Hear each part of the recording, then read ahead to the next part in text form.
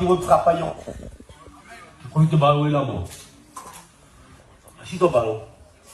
Pour ceux qui sont restés avec nous, c'est bien, gloire à Dieu. C'est une journée mémoriale aujourd'hui. Après ballon, c'est le frère mythique encore là, le Seigneur, on porte notre amitié jusqu'à la bout. Et Payan disait quelque chose de merveilleux que j'ai retenu après ballon. Payan disait l'apôtre Paul, une connaissance hors norme, Paul. Enseignant de la parole de Dieu, doctrinalement, il a tout enseigné, par exemple.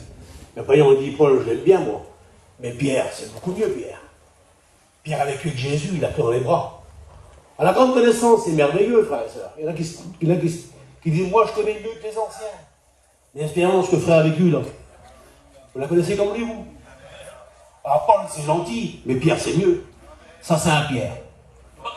Il connaît, mais il a touché. Il a touché. Alors, Payan disait, moi, Paul, j'aime bien, mais Pierre, c'est beaucoup mieux. Voilà, c'est un Pierre pour nous, ça. Je vous remercie beaucoup pour votre attention, parce que c'est votre histoire. Alors, on m'a demandé de dire un petit mot sur Mans, évidemment. Mans, c'était mon ancien. À la convention de Saint-Grégoire, en 58, avec André, son beau-frère, ils m'ont présenté comme serviteur de Dieu. En 58, le temps d'Osborne. Et je me souviens de ce qui s'est passé ici, à cette convention. Il y avait une sœur, c'était une Romney, une hongroise, de la famille Calderache. Elle s'appelait Loli. Loli! Je suis gitan. Et puis, comme chez nous aussi, mais pas tant que chez les Roms, ils avaient des idoles, des médailles, des choses comme ça. Et puis voilà que on m'a dit, moi, maintenant je n'ai pas vérifié, mais à l'époque on disait que c'était la première Romney hongroise convertie. C'était important. Alors, elle avait des idoles. Elle était embarrassée de ces idoles-là, maintenant elle était baptisée, parce qu'elle était baptisée au lac d'Apigné. Donc, elle allait faire quoi maintenant avec ces idoles? Il faut dire aussi que tout le monde n'était pas converti à cette convention-là. La première convention, c'était une grosse mission, on n'était pas aussi nombreux que là. Hein.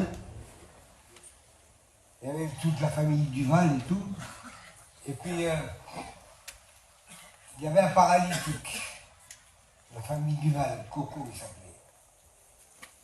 J'ai connu qui marchait, puis après il est tombé en vélo, mais progressivement il a dégradé.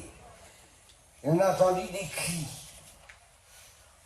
Une caravane, tout le monde a accouru, ben Coco était en train de marcher. Parce que le Seigneur l'avait visité et l'avait prié pour lui. Et puis alors, en revenant à Loli, elle était trouvée Mans. Elle dit, Mans, qu'est-ce que je vais faire avec ces choses-là? J'en ai plus besoin maintenant, je connais le Seigneur. Donne-moi-les. Il les a pris. Ah, je me lève, parce que je ne peux pas, il faut que je vous vois. Il a pris les idoles par la tête, là, et une là.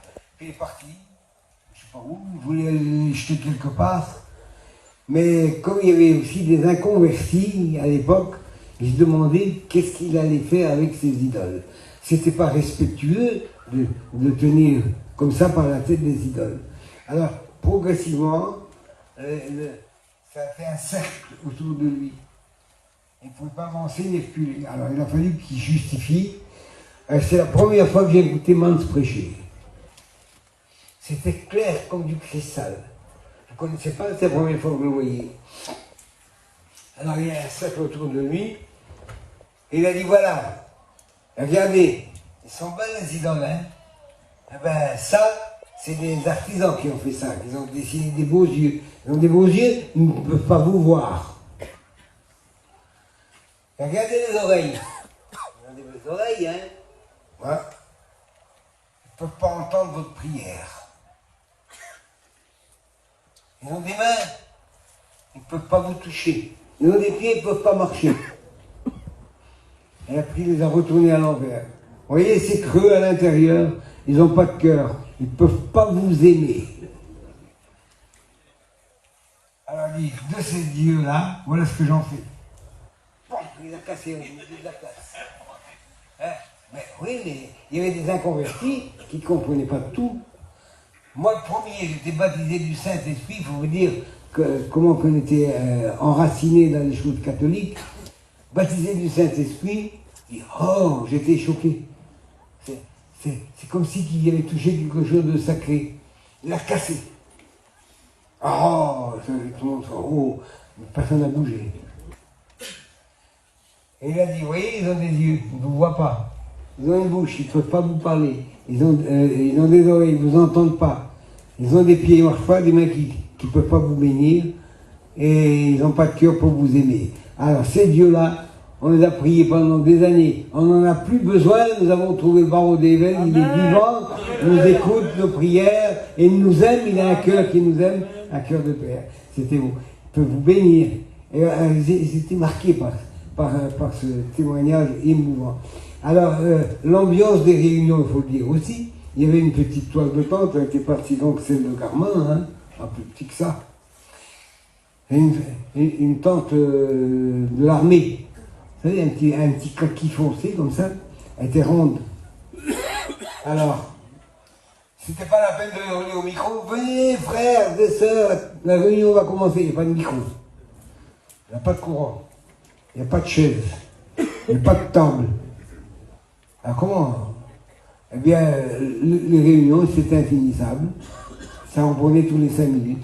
Les pasteurs marchaient, il y avait des instituteurs, il y avait tous les autres ils marchaient, tout le monde les suivait.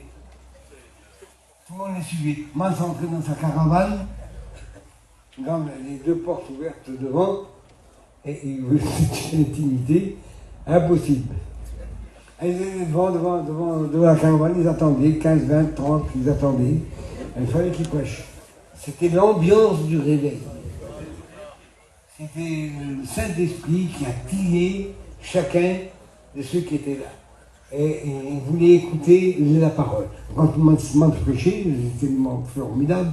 Le Cossack prêchait, c'était formidable. Alors tout le monde disait debout, pas de chaise. Là, vous êtes des rois, vous êtes des princes, des princesses, des fils de rois, des nobles. Hein. Et bien là, il n'y avait pas de chaise. C'était pas grave. Tout le monde était debout, écoutez. Ils écoutaient le message de l'Évangile. Comme il y avait un Finnois, pas Finnois, un Suédois, qui prêchait, alors le Cossack l'interprétait, parlait l'anglais, on ne comprenait pas l'anglais, nous. On parle manouche, mais on ne parle pas l'anglais. Alors, ils interprétaient, vous dites sincèrement, on ne comprenait pas trop. À l'époque, c'était une découverte. C'était le cœur qui bondissait, le cœur qui a été attiré. On n'était pas des fous, on savait bien que c'était la vérité. Et quand après ces événements-là, Mans était quand même un drôle de pilier. Il témoignait de sa manière dont il avait rencontré le Seigneur. Il était très religieux. Et il disait qu'il a été à Lisieux, il avait des bouteilles d'eau, qu'il prenait des bouteilles d'eau bénites. Il en buvait de temps en temps parce que pour lui, il pensait que c'était une bénédiction. Il cherchait Dieu aussi, une âme qui cherchait Dieu. Et puis, c'est dans l'Évangile qu'il a trouvé. Et en 52, qu'il n'était pas converti, si j'ai l'occasion, je vous emmènerai la lettre et je vous la lirai. Vous verrez quel amour qu'il avait lui aussi pour les âgés. C'était pareil, c'est comme il aurait aimé ses enfants, ou il aurait aimé ses parents, pareil. C'était quelque chose de merveilleux. Quand Ravageau avait dit quelque chose, il ne fallait pas le contester. En parlant d'André, donc c'est Père Abizou, c'était aussi mon ancien. Et André me disait souvent, au début, c'était en 56, c'était avec eux pendant 2 ans avant, en 56, c'était 1 an de conversion, il me disait, alors je lui disais, vous faites la Sainte-Seine, on va à la Sainte-Seine. Mais à un moment où je ne peux pas faire la Sainte-Seine, mon petit. Ah bon? Ah ben il y a que l'âgé qui peut faire la Sainte-Seine. Hein. C'est tellement grandiose. Maintenant on voit les gars qui font la Sainte-Seine. Il ne faut pas trop évoluer. La Sainte-Seine, c'est attaché au ministère. que le serviteur de Dieu fasse la première fraction et les autres continuent, d'accord, parce que un convention, il y a beaucoup de monde. Mais enfin, pour lui, c'était sacré. On n'a pas de Sainte-Seine, c'est dimanche. Alors, les enterrements, ben, ils n'ont jamais fait d'enterrement. Peut-être à la fin de leur ministère, mais pas tout. Et j'ai vu Mans dans un premier échec. Il y avait dans une caravane un endroit, à Rome, qui était malade, de un cancer généralisé. C'était à Saint-Grégoire, ça. Et il est monté dans la caravane. Il a demandé qu'on prie pour lui. L'homme était couché au milieu de la caravane, comme ça. J'étais à côté de lui, moi, j'ai rentré aussi.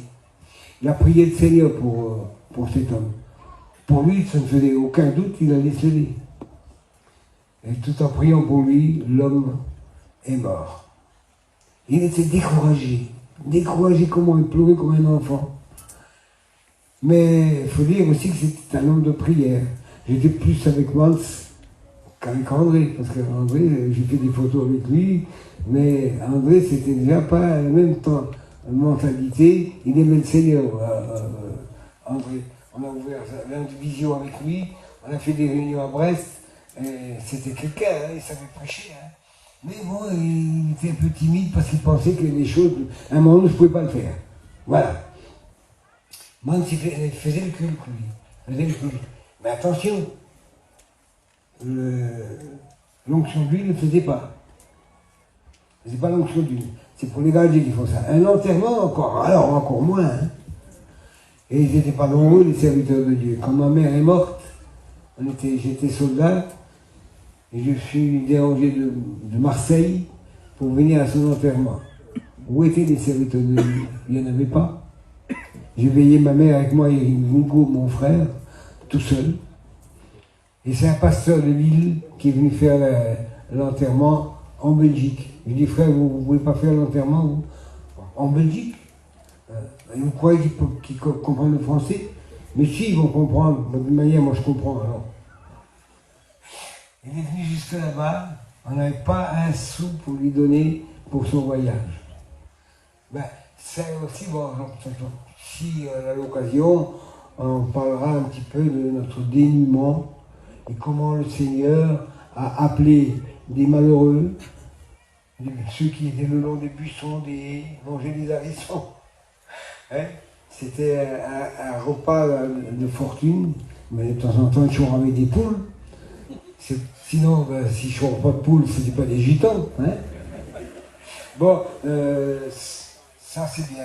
Mais une chose qui m'a frappé le plus chez Mans, c'était un homme qui était constamment en communion avec le Seigneur. Des fois, il y avait un J7 Citroën, et il y avait des petites réparations à faire, il y avait son pneu démonté. Je l'entendais en dessous, on va redéver le Seigneur, aide-moi. Il était constamment dans la communion. Quand on rentrait dans une caravane, il était 4-5. Il y avait Poulou, il y avait André, il y avait Mans, il y avait Pounette, les filles. La seule conversation, on n'avait pas de télévision, hein. Pas de téléphone, rien. Alors, c'était sur la Bible. Moi, j'aimais bien ces conversations-là. J'écoutais. À raison pense, oui, moi, je crois que c'est plutôt comme ça. Hein. Et puis, progressivement, on prenait de la valeur. Mais moi, c'était un homme de communion. C'est d'ailleurs ce qui a fait le succès de son ministère, mais il était capricieux, parce qu'il a quitté la direction, il était vice-président de la mission. Hein. Mans. Et puis, quand on a acheté les choux, on ne s'est pas trop mis d'accord, parce qu'il fallait engager ses biens. Comme il n'avait rien, il dit, j'ai rien.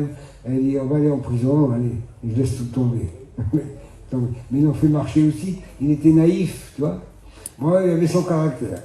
Que Dieu nous donne des hommes comme ça encore. La mission ne périra pas. Elle ne mourra pas. Aussi longtemps qu'elle aura des gardiens, des serviteurs de Dieu qui veilleront sur nos troupeaux. Veillez sur vos familles, ceux qui ne sont pas convertis. Amenez-les au Seigneur. Il n'y a pas d'autre moyen pour être sauvé. Méfiez-vous. Les événements qui se précipitent ne sont pas bons. Un de ces quatre matins, Poutine va se réveiller et va se retrouver dans une guerre nucléaire. Et là, on risque de partir. C'est pas un risque. On partira avec le Seigneur, on sera heureux pour toujours avec le Seigneur Jésus. On reverra nos bien-aimés de l'autre côté. Bon, ben, on en reparlera une autre fois. Que Dieu vous bénisse. Vous voulez que je prie pour vous? Pendant que j'ai encore 2 minutes d'énergie, Baroudé Evel, je sais que tu es vivant. Tu es parmi